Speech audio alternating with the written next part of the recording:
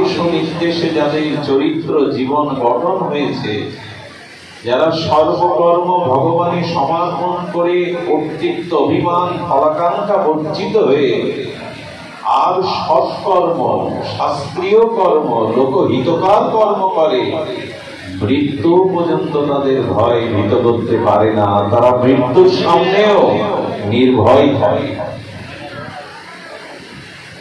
যাদের জীবন সৎ কর্মের দ্বারা, ভগবত কর্মের দ্বারা, নিষ্কাম কর্মের দ্বারা, শাস্ত্রীয় কর্মের দ্বারা, গুরু আনুগত্যে জীবন যাপনের দ্বারা যারা মঙ্গলময় কর্মে রত, তারা মৃত্যুকে অতিথি ভেবে আলিঙ্গন করতে যায়, এসো আমি প্রস্তুত আছি। মৃত্যু তাদের ভীত করতে পারে না।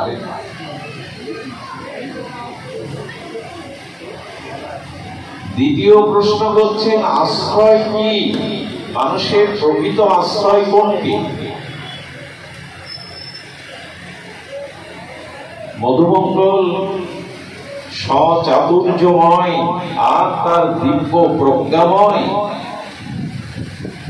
সেই বিশুদ্ধ শুদ্ধ শব্দ বুদ্ধির দ্বারা বললেন, কিং শরণং শ্রী হরির ভক্ত।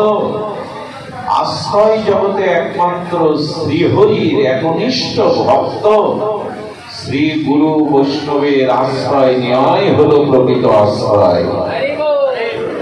ভগবানের অত্যন্ত প্রিয় শ্রী গুরু শ্রী বৈষ্ণব শ্রী ভক্তের আশ্রয় নেওয়াই হলো প্রকৃত আশ্রয়।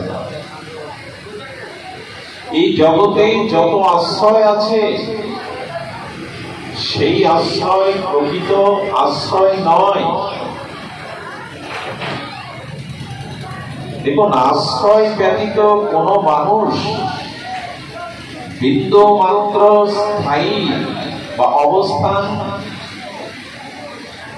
করতে পারে না। কোনো না কোনো আশ্রয় আমাদের থাকতে হয়। শ্রীল গুরু মহারাজ আশ্রয় তত্ত্ব বর্ণন প্রসঙ্গে তার অমীয় ভাগবত লহরীতে তিনি জানিয়েছেন, আমি পিতার পিতৃসত্তার আশ্রয় ছিলাম। পিতা আনন্দের কারণে মাতৃগর্ভে আমাকে আশ্রয় দিল, মা তার গর্ভে আমাকে আশ্রয় দিল, কিন্তু বেশি দিন নয়। মাতৃগর্ভ হতে ভূমিষ্ঠ হলাম, ভূমিতে আশ্রয় দিলাম, ভূমি আমাকে আশ্রয় দিল। পিতামাতার স্নেহ লালিত আশ্রয়ে শশীকলার ন্যায় বেড়ে উঠলাম।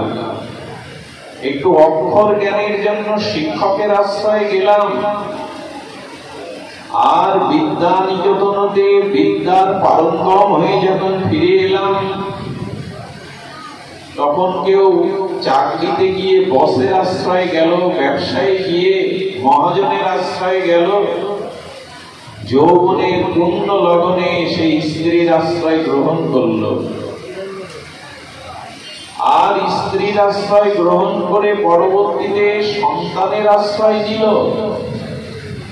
এরপরে তো আছে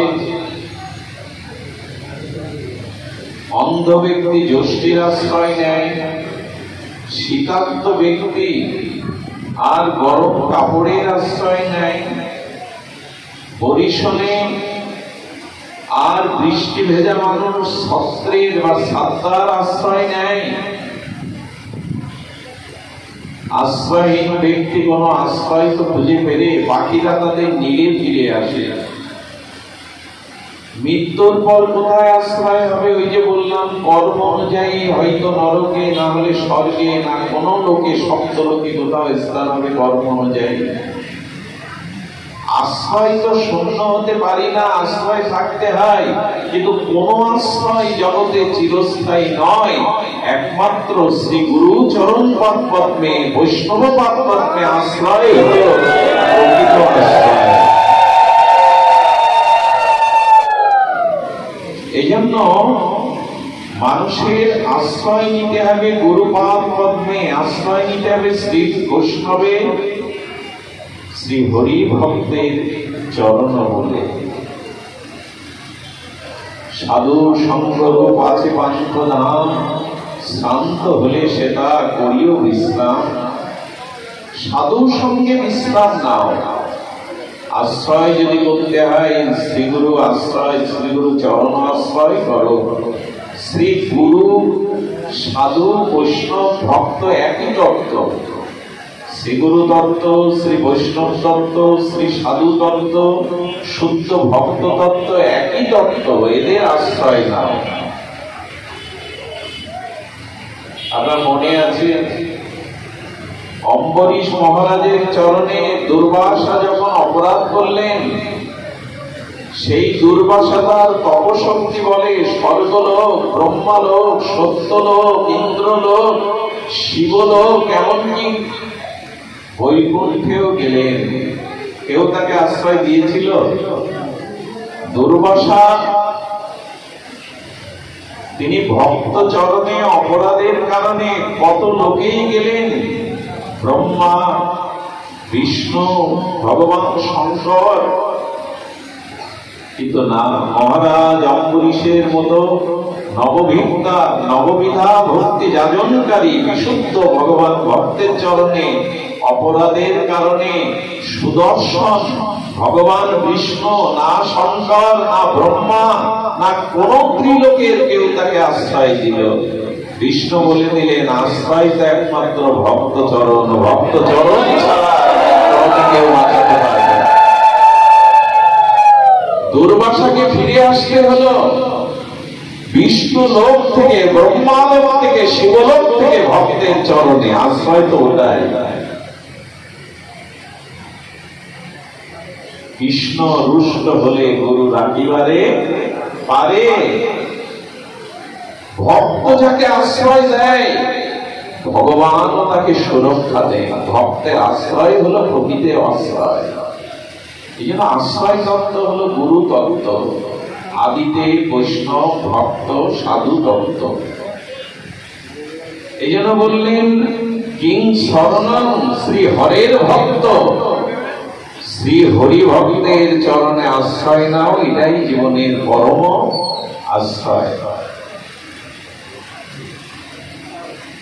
আর বলছেন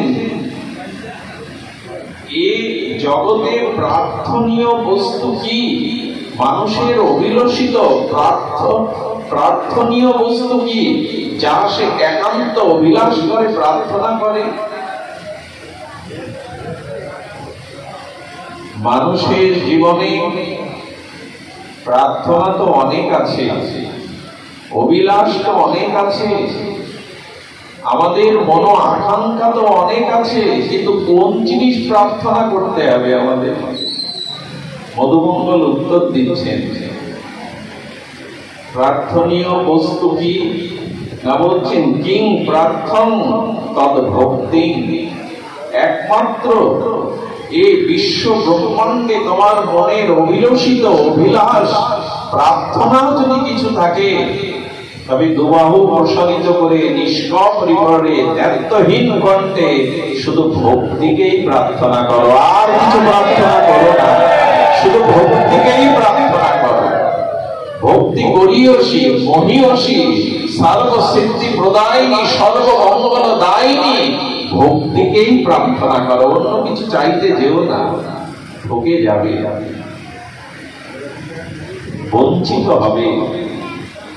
ভক্তিকেই চাও। প্রিয় মানান্না গৃহন্তি বিনা মত সেবন বিনা। গোবিন্দ বলেন আমার ভক্তকে দেওয়ার জন্য আমি বড় ব্যাকুল। আমি ভক্তের কাছে শাস্তি নিয়ে যাই, সারুক্য নিয়ে যাই, শালক্য নিয়ে যাই, আর সাযুজ্য মুক্তিও নিয়ে যায়। ভক্ত আমার সেবা ভিন্ন। ভক্তি মানেই সেবা, সেবা মানেই আনন্দ, সুখ, তাৎপর্য দান। আমার ভক্ত শুধু ভক্তি চাই, জগতে আর অন্য চাওয়া তার নেই। সেটি শ্রীমান মহাপ্রভু শিক্ষাষ্টকে আমাদের সকলের স্মৃতিতে এনে দিয়েছেন। ন ধনম ন জনম ন সুন্দরী কবিতাম বা জগদীশ কাময়। কিছু চাই না, কারণ বিশুদ্ধ ভক্তি এটি একমাত্র প্রার্থনীয় বস্তু, অভিলষিত বস্তু। জীবের একমাত্র আকাঙ্ক্ষিত বস্তু হলো ভক্তি। ভগবান এই ভক্তির কাছেই পরাধীন হয়ে যান, স্বতন্ত্র স্বরাট বিভু অচিন্তনীয় ভগবান ও ভক্তিতে বশ হন। স্বতন্ত্র ভগবান পরতন্ত্র হয়ে যান একমাত্র ভক্তির কাছে। ব্রহ্মা বলছেন, এই যে ব্রজবাসীরা তোমাকে ভালোবাসে গোবিন্দ, হে অনন্ত, হে পরম সর্বকারণের কারণ, হে ভগবান, ব্রজবাসীরা যে তোমাকে ভালোবাসে, তুমি ব্রজবাসীদের কি দেবে? তাদের ভালোবাসা ভক্তি সেবার বিনিময়ে তুমি তাদেরকে কি দেবে? তখন ভগবান শ্রীকৃষ্ণ ব্রহ্মাকে বলছেন, আমার দেওয়ার বস্তু কি কম আছে ব্রহ্মা? আমি ব্রজবাসীদের কি দেব? আমার দেওয়ার বস্তু কি কম আছে? বলে, কি আছে আমার প্রভু? বলো, দেখো, ব্রজবাসীদের আমি আমাকেই তো দিয়ে দিয়েছি, আর আমাকে দেওয়ার আগে তারা যা কিছু প্রার্থনা করবে, সে যদি ব্রহ্মালোক চায়, সে যদি বিষ্ণু লোক চায়, সে যদি অনন্ত ব্রহ্মাণ্ডের যে স্থান যে লোক চায়, আমি তাকে দেওয়ার জন্য ব্যাকুল। বলে, প্রভু, বিন্দু সিন্ধুতে থাকে, বিন্দু সিন্ধুতে বর্তমান থাকে, কিন্তু বিন্দুতে সিন্ধু থাকে না। এই জীবের সমস্ত ফল তুমি, জীবের যা কিছু প্রার্থনীয় বস্তু, যা কিছু চাওয়া পাওয়া অনন্ত ব্রহ্মাণ্ডে আছে, তার ফলই তুমি, সবকিছুর ফল তুমি। তদীয়ম বস্তু গোবিন্দ, মনে এই কথাই বলে, সবকিছু ফল তোমার কাছে। তো ব্রজবাসীদের তুমি কি দেবে? কারণ এই যে ইন্দ্রপদ, ব্রহ্মাপদ, শিবপদ, বিষ্ণুপদ, যা কিছু তোমার অনন্ত মাধুর্য, অনন্ত প্রেম ও মাধুর্য সিন্ধুর, এগুলি এক একটি বিন্দু। দেখুন, লক্ষ্য করুন, ইন্দ্রপদ, ব্রহ্মাপদ আর বৈকুণ্ঠের পদ, চতুরানন বা এই যত কুবেরের পদ, এই পদগুলো হলো অনন্ত মাধুর্য, অনন্ত সৌন্দর্য, অনন্ত শ্রী যশ ভগবানের এক একটি আনন্দ সিন্ধুর বিন্দু। ব্রহ্মাপদ এক বিন্দু, ইন্দ্রপদ এক বিন্দু, কুবের পদ এক বিন্দু। তো ভগবান, তোমাকে যারা দেহ গেহ সংসার লজ্জা শীল ধর্ম সব তোমাকে দিয়েছে, তাদেরকে তুমি সিন্ধুর থেকে বিন্দু দেবে? ব্রহ্মালোক দেবে, শিবলোক দেবে, বিষ্ণুলোক দেবে, তুমি তোমার বৈকুণ্ঠের সাযুজ্য দেবে? এটা তো তোমার দেওয়ার মধ্যে পার্থক্য থেকে গেল। সিন্ধুকে যারা সব দিয়েছে, তাদের তুমি বিন্দু দেবে? ভগবান কৃষ্ণ চিন্তায় পড়ে গেলেন, তাই তো, যারা সব আমাকে দিয়েছে, তাদের যদি ব্রহ্মপদ দেই, বিষ্ণুপদ দেই, সাযুজ্য দেই, সে দেওয়াটা হবে সিন্ধুতে বিন্দু। তখন ব্রহ্মা বলছেন, ব্রহ্মাকে বলছেন, দেখো ব্রহ্মা, দেখো সনক পিতা, তাহলে ওগুলো যদি সিন্ধুতে বিন্দু হয়, তাহলে আমি আমাকেই তো ওদের দিয়েছি, কাউকে বন্ধু করেছি, কারো ভ্রাতা হয়েছে, কারো সখা হয়েছে, কারো পুত্র হয়েছে, আমি তো ওদেরকে দিয়েছি। ব্রহ্মা বলছেন, এই জন্য তোমার মাথা ঘুরছে, ব্রহ্মারও মাথা ঘুরছে। তুমি ব্রজবাসীদের তোমাকে দিয়ে দিয়েছো, আমার হিসাব মিলছে না, আমার মাথায় আমি ঠিক হিসাব মিলাতে পারছি না। কেন ব্রহ্মা? তুমি একটু আগে বললে সর্বফলের কারণ আমি, তুমি একটু আগে বললে আমি সিন্ধু, তা সিন্ধু যদি দিয়ে দেই, তার দেওয়ার বাকি কি থাকে? বলে, মিলছে না। কেন মিলছে না? বলে, পুতনাকেও যদি তুমি তোমাকে দিয়ে দাও, বালক হাতিনী, রুধির সোনা, অপবিত্র, এই পুতনাকে যদি তুমি তোমাকে দাও, মানে ধাত্রীগতি দাও, তোমার মাতৃস্থান দাও, তাহলে তুমি ব্রজবাসীদের যা দিচ্ছ, পুতনাকেও তা দিচ্ছ, হিসাব তো মেলে না। মেলে কি? পুতনাকেও তুমি তোমাকে দিয়ে দিলে, আর ব্রজবাসীদেরও তুমি, যে পুতনা কালকুট বিষ স্তনে তোমাকে হত্যার জন্য জিঘাংসা নিয়ে এলো, আর নন্দ যশোদা ব্রজবাসীগণ সর্বস্ব তোমায় দিয়েছে, দেহ ধর্ম, বেদ ধর্ম, কুল ধর্ম, সর্বস্ব জীবন যৌবন অর্পণ করেছে, তুমি এদের যা দেবে পুতনাকেও তাই দিচ্ছ, হিসাব তো মেলে না। মেলে কি? হিসাব মেলে? বলছি হিসাব মিলছে না প্রভু। পুতনাকে এমন ধাত্রীগতি দিয়েছ, সেটা যদি যশোদাকে দাও মিলবে কি করে? প্রভু হিসাব মিলছে না। শ্রীকৃষ্ণ তখন মৃদু হেসে বললেন, ব্রহ্মা ঠিকই বলেছ, যদি দেবতাদেরও আয়ু পায়, ব্রহ্মারও আয়ু পায়, তবু সর্বস্ব নিবেদিতাত্মা ব্রজবাসীদের ঋণ আমি কোনো কালে শোধ করতে পারবো না। আমি ব্রজবাসীদের কাছে ঋণ হয়ে গেলাম, আমি ঋণী হয়ে গেলাম ব্রজবাসীদের কাছে। স্বয়ং ভগবান ভক্তির কাছে নিজে ঋণ স্বীকার করে, আমি ঋণী হয়ে গেলাম ব্রজবাসীদের ঋণ। আমি ব্রহ্মার পরমায়ু। আসলে ব্রহ্মার পরমায়ু কতটুকু? দেবতাদের আয়ু তো বলার নয়। এটা বলছেন কেন? আমাদের দৃষ্টিতে, আমাদের জাগতিক দৃষ্টিতে ভগবান বলেছেন আবেশে, ব্রহ্মা দেবতাদের পরমায়ু পেলেও আমি ব্রজবাসীদের ঋণ কোনদিন শোধ করতে পারবো না, আমি ঋণী হয়ে গেলাম। অর্থাৎ ভক্তির কাছে স্বয়ং অখণ্ড পরতত্ত্ব ভগবান, অনন্ত ঐশ্বর্য, সৌন্দর্য, মাধুর্য যার, তিনিও ঋণ হয়ে যাচ্ছেন, তিনিও ঋণ পরিশোধ করতে পারছেন না। তাহলে আমাদের প্রার্থনীয় বস্তু কি? প্রার্থনার একমাত্র বস্তু হলো যেন ভক্তিকে চাই, ভুল করে যেন অন্য কিছু না চেয়ে বসি, ভুল করে যেন অন্য কিছু না চেয়ে বসি। এটাই আমাদের ভাগবত শিক্ষা, এটাই ভাগবত আমাদের বিধি। ভক্তিকে চাও, অন্য কিছু চেয়ে নিজেকে ঠকিও না, বঞ্চিত হয়েও না, একমাত্র ভক্তিকে চাও। চিন্তা করা যায়, পুতনা কতটুকু ভক্তি ছিল তার? ভক্তি তো ছিলই না, জিঘাংসা ছিল।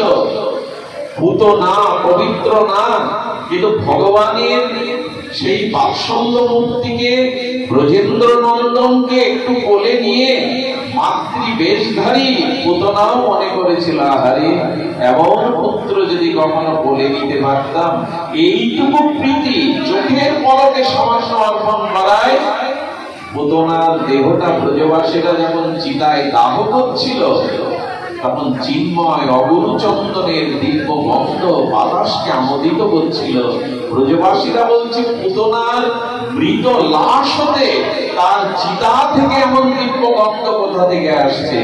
ভগবান বলছেন, গোবিন্দ যাকে প্রসাদ করে স্পর্শ করে, সে পুতনা হলেও তার দেহ চিন্ময় দিব্য হয়ে যায়। এই জন্য ভগবানের ভক্তি এত দিব্য যে পুতনার এই পাপীয়সীর দেহটা পর্যন্ত চিন্ময় দিব্য গন্ধে তার দেহ প্রসাদী গন্ধে ভরে গেল। চাইতে হবে, প্রার্থনা করতে হবে একমাত্র ভক্তি। আর কি বলেছেন? বলেছেন সুখ কি? এই যার সন্ধানে আমরা সারাটি জীবন কত চেষ্টা প্রচেষ্টা, দৌড়া দৌড়ি, মাথার ঘাম পায়ে ফেলছি, কত কি করছি যাতে সুখ পাই। সুখটা কি? সুখ একমাত্র ভাগবত বলেছেন যে না, সুখ একমাত্র কোথায়? না, সুখ হলো ভগবত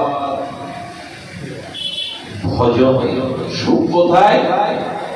সুখ হলো ভগবত ভজন। একটু ধ্যান দিন, সুখ কোথাও নাই, একমাত্র বিশুদ্ধ ভগবত ভজনের মধ্যেই আছে প্রকৃত সুখ। সংসারে সুখ নাই। এই জন্য তো অসাৎসতলয়ম দুঃখময়ম বলেছেন গীতাতে। সুখ একমাত্র আছে ভগবত ভজনে, হরি নামে, শ্রীহরির নামে, শ্রীহরির নাম রূপ লীলা কথা শ্রবণেই আছে একমাত্র। আচ্ছা, নির্ধনী ব্যক্তি কাকে সুখী মনে করে? ধনী ব্যক্তি, যার ধন নাই, দিনহীন কাঙাল, সে সুখী কাকে মনে করে? যাদের ধন আছে। ধনী ব্যক্তি কাকে সুখী মনে করে? মহাধনী। ধনী আর মহাধনী। মহাধনী কাকে সুখী মনে করে? যিনি মহাধনী তিনি মনে করেন সুখ রাজা। রাজা কাকে সুখী মনে করে? নিজের থেকে, আমার থেকে ভারী সুখ কার? রাজা মনে করে মহারাজা হলো আমার থেকে বেশি সুখ। মহারাজা মনে করে আমার থেকে বেশি সুখ হলো দেবরাজ ইন্দ্রের। ইন্দ্র মনে করে আমার থেকে অতি ভারী বেশি সুখ হলো ব্রহ্মাজি। ব্রহ্মা মনে করে আমার থেকে বেশি সুখ হলো শিবজি। শিবজি মনে করে আমার থেকে বেশি সুখ হলো ভগবান নারায়ণ বা বিষ্ণু। কিন্তু তুলসীদাস বিচার করে বললেন, সুখ ভজনে ছাড়া কোথাও নেই, ব্রহ্মারও নেই, ইন্দ্রও নেই, সুখ আছে একমাত্র ভজন। দেখুন, ভগবান ভজন ব্যতীত, হরিনাম হরিকথা শ্রবণ কীর্তন নববিধা ভক্তি ব্যতীত আপনি তীর্থযাত্রা, আপনি দান ধ্যান পুণ্য কর্ম যা কিছু করেন, এর দ্বারা সুখ পাওয়া যায় না। মনে আছে উপনিষদের সেই কথা, একজন দান ধ্যান যাগযজ্ঞ করে স্বর্গে গেছে পূর্ণ ফলে, আর এত পূর্ণ যে তাকে দেবরাজ ইন্দ্রের পথ ছেড়ে দিতে হয়েছে। কেউ কখনো পথ ছাড়তে চায়? দেবরাজ তাকে ইন্দ্রের পথ দিয়ে পাশে বসে মনে করছে কখন পতন হবে। আচ্ছা, আপনি স্বর্গের ইন্দ্রপদ কিভাবে কোন কর্মের দ্বারা লাভ করলেন আমাকে একটু বলতে পারেন? তখন বলেছেন, আমি রাজস্ব যজ্ঞ করেছি, দান করেছি, আমি মন্দির নির্মাণ করেছি, রাস্তা নির্মাণ করেছি, দুস্থকে সেবা দিয়েছি। ও মা, এভাবে যখন পুণ্য কর্মগুলো এক এক করে বলে যাচ্ছে, যখন সব বলা শেষ, তখন ওইখান থেকে ইন্দ্র ধাক্কা দিয়ে ফেলে দিয়েছে। যখন তোমার স্বর্গের ইন্দ্রপদ শেষ। পুণ্য কর্ম যতক্ষণ মানুষ গোপন রাখে ততক্ষণ সে ফল পেতে থাকে, যেই প্রকাশ করে বসে সেই ফল। স্বর্গের পথ পেল বেটা, 2 ঘন্টা একটু বসতেও পারল না। দেবরাজ বুদ্ধি করে সে কোন কর্ম, শুভ কর্মের পুণ্য কর্মের দ্বারা ইন্দ্রপদ পেয়েছে, এটা ওর মুখ দ্বারা বলতে বলতে পুণ্য হয় দেবরাজ ধাক্কা দিয়ে ফেলে। এই জন্য হরি ভজন বিনা সুখী কেউ হতে পারবে না, সেটা ব্রহ্মা হলেও। ভগবানের নাভি কমল থেকে ব্রহ্মার উৎপত্তি হলো। ব্রহ্মা জানতে পারলেন না আমার স্রষ্টাকে, আমার সৃষ্টিকর্তাকে, আমার পিতাকে। উনি শান্তি পাচ্ছেন না। একটি ধ্বনি এলো, তপস্যা করো ব্রহ্মা। দিব্য সহস্র বছর তপস্যার পরে তবু ব্রহ্মা জানতে পারলেন না আমার স্রষ্টাকে, কে আমাকে সৃষ্টি করেছে। ভজন ছাড়া ব্রহ্মাও কি শান্তি পায়? তুলসীদাস বিচার করে বললেন, ব্রহ্মা থেকে কি কখনো সুখ কোথাও নেই ভজন বিনা। দেখুন, ভজনে যে সুখটা আছে, আমি এই মুহূর্তে একটা স্মরণ এলো, পৃথিবীতে সব থেকে 2টি কঠিন কাজ আছে।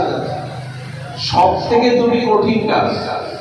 সেই কঠিন কাজ হলো কোন গ্রন্থ বা কোন বই পুস্তক কারো সহযোগিতা ভিন্ন নিজে নিজে দীর্ঘ কাল ধরে অধ্যয়ন করার থেকে কঠিন কাজ আর জগতে।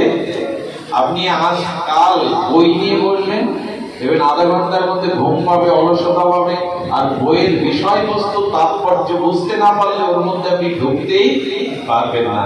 এই জন্য অন্য কারো সহযোগিতা ব্যতীত শাস্ত্র গ্রন্থ দীর্ঘ কাল ব্যাপী অধ্যয়ন করে তার বুৎপত্তি লাভ করার মতো কঠিন কাজে জগতে দ্বিতীয় নেই। যেন মানুষ আলমারি ভর্তি বই কিনে রাখে কিন্তু পড়ে না, এটা খুবই কঠিন।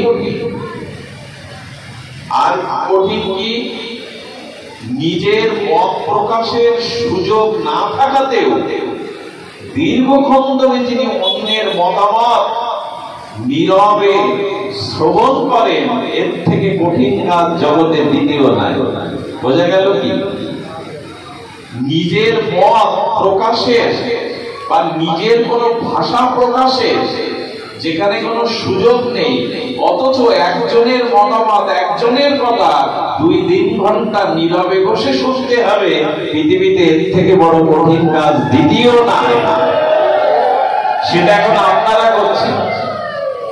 আপনি এই ভাগবত অনুষ্ঠান ব্যতীত পৃথিবীর যেখানেই যান, যে অবস্থানে যান, 2-3 ঘন্টা অন্য কারো কথা বসে বসে শুনবেন, এই সুযোগ আপনি কাউকে দেবেন না, কোনোদিনই দেবেন না, সম্ভাবনা না। বিচার করে দেখুন, একমাত্র ভাগবত আসরে একজন 2-3 ঘন্টা কথা বলে যাচ্ছে, তার মত, তার অনুভব, কিন্তু অন্যরা 2-3 ঘন্টা বসে নীরবে, আহার নেই, তৃষ্ণা নেই, নিদ্রা নেই, নিজের মত প্রকাশের ভাষাও নেই, তবু শুনে যাচ্ছে। কেন এই কষ্ট আপনারা স্বীকার করেন জানেন?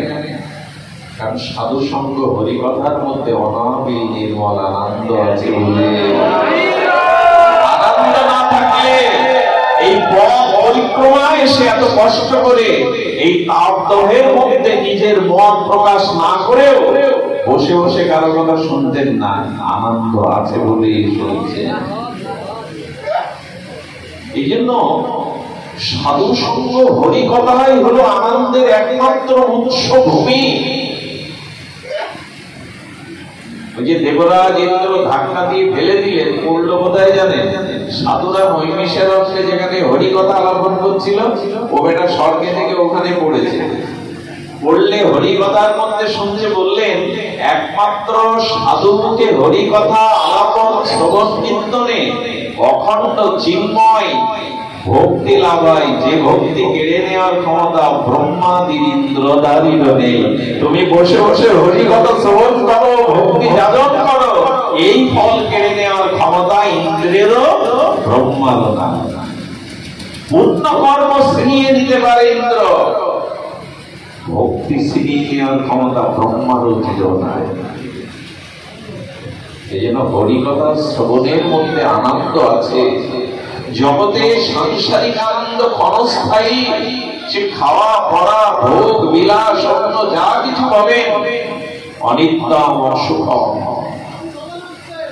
আদ্য অন্ত বিশিষ্ট। এই সুখের আদি আছে, অন্ত আছে। আপনি যতই রসালো মিষ্টান্ন খেতে ভালোবাসেন, আপনার সামনে যদি থালা ভর্তি মিষ্টান্ন দেয় আর কিছু না দেয়, কতক্ষণ পাবেন? ক্রোধ করে, হিংসা করে 24 ঘন্টা আপনি কাটাতে পারবেন না। এই জন্য ভাগবত বলেছেন, ভজন বিনা এই জীবনে কারো সুখ নাই, শান্তি নাই। 4টে প্রশ্নের উত্তর আমরা একটু সামান্য শ্রবণ করলাম। ছিল মধুমঙ্গল, এটা শ্রী গোপাল চন্দ্র এই শ্লোকটা আমি পেলাম। অদ্ভুত। মধুমঙ্গল সখাদের নিয়ে এই প্রসঙ্গ করছে, অর্থাৎ ভগবান শ্রীকৃষ্ণ গোষ্ঠে গিয়েও মধুমঙ্গল সহ এদের কাছ থেকে এ জাতীয় হরিকথা শ্রবণ করে প্রীত হতে, নিজে প্রীত হতে। এই জন্য হরিকথা শ্রবণই মানুষের জীবনে। কিন্তু আমাদের দুর্দশা কি জানেন? অপরাধ না দিলে পরজনে ক্ষমা চেয়ে বলি, আমরা শুনছি বটে, বলছি বটে, কিন্তু না, আমাদের চরিত্রায়ন হচ্ছে তো সুখ যে চায় আমি, অখণ্ড আনন্দ যে চাই। দেখুন, কেউ কেউ সমাজে এখনো আছে নিম পাতা হাতে নেয়, নিয়ে সু দিয়ে ঝাড়ায়, বলে না সু, বলে কি? একজন এরকম গ্রামের লোকের উপকারের জন্য ঝাড় ফু দেয়, আছে তো, এটা এখনো দেয়। স্ত্রী বলছে, তুমি লোকের ঝাড়াচ্ছ, কিন্তু তোমাকে ঝাড়াবো কি দিয়ে? না, আমাকে কি ঝাড়াবে? ঘরে তো ঘর নাই, যে রোদ ঢুকছে, বৃষ্টি পড়ছে, তার ঘরটা অন্তত বাঁধো, চালটা অন্তত বাঁধো, ওদিকে বেটার খেয়াল নেই। ওই ফু সু দিয়ে ফু দেয়। একজন এসছেন নিম পাতা নিয়ে, ওনাকেও সেই ঝাড় ফু দিচ্ছে, স্ত্রী ওর পেছনে এসে দাঁড়িয়েছে। দেখি কি দিয়ে সু দেয়, ফু দেয়, কি মন্ত্র দিচ্ছে জানেন? আমি সপ্ত আকাশ বাঁধলাম, সপ্ত পাতাল বাঁধলাম, সপ্ত সমুদ্র বন্ধন করলাম, চলে যা সু। কি বাঁধছে ও? কি বাঁধছে? সপ্ত আকাশ। ওই যারা মন্ত্র সু দেয় এইসব বলে, আমি সপ্ত পাতাল বাঁধলাম, সপ্ত আকাশ বাঁধলাম, সপ্ত সমুদ্র বাঁধলাম,